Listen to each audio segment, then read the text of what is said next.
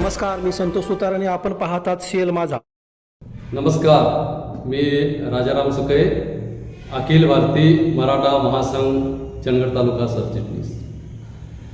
आमच्या तालुक्यामध्ये अण्णासाहेब पाटील आर्थिक मागास विकास महामंडळातर्फे जवळपास 729 मराठा उद्योजकांना महामंडळाचा लाभ मिळालेला आहे.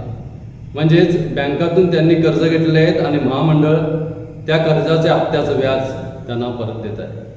आता अशी परिस्थिती झालेली आहे की महामंडळामार्फत सुरुवातीला हप्ते वेळेत येत होते, व्याज भरते वेळेत येत होते. मात्र आता 6 ते 9 महिने झालेले आहे, हप्ते येणं बंद झालेलं आहे. का झालेलं आहे तर त्या महामंडळामध्ये काहीतरी गौडमंगळ आहे असं आता आम्हाला वाटत आहे.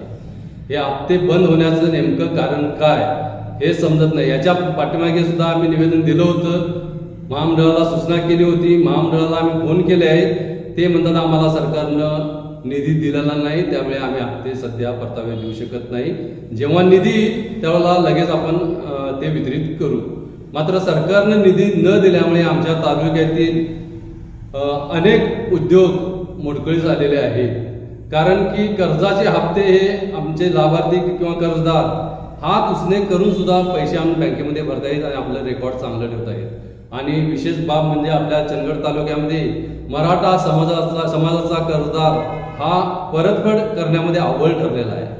असे असतेवेळी त्यांची परतफेड चांगली असतेवेळी सुद्धा या महामंडळाने त्यांना परतावे दिलेले नाही. ते वेळेत 8 दिवसात दिलेच पाहिजे. परवा आम्ही निवेदन दिलं आहे तहसीलदार साहेबांना आणि आमचं जे काय म्हणणं आहे ते सरकारला पोच करायचं आहे. जर परतावे नाही आले तर आम्ही आमच्या मराठा महासंघातर्फे आम्ही आमचे राष्ट्रीय अध्यक्ष वसंतराव मुळीक यांच्याशी संपर्क साधलेला आहे. त्यांनी सुद्धा वाट बघूया म्हटले.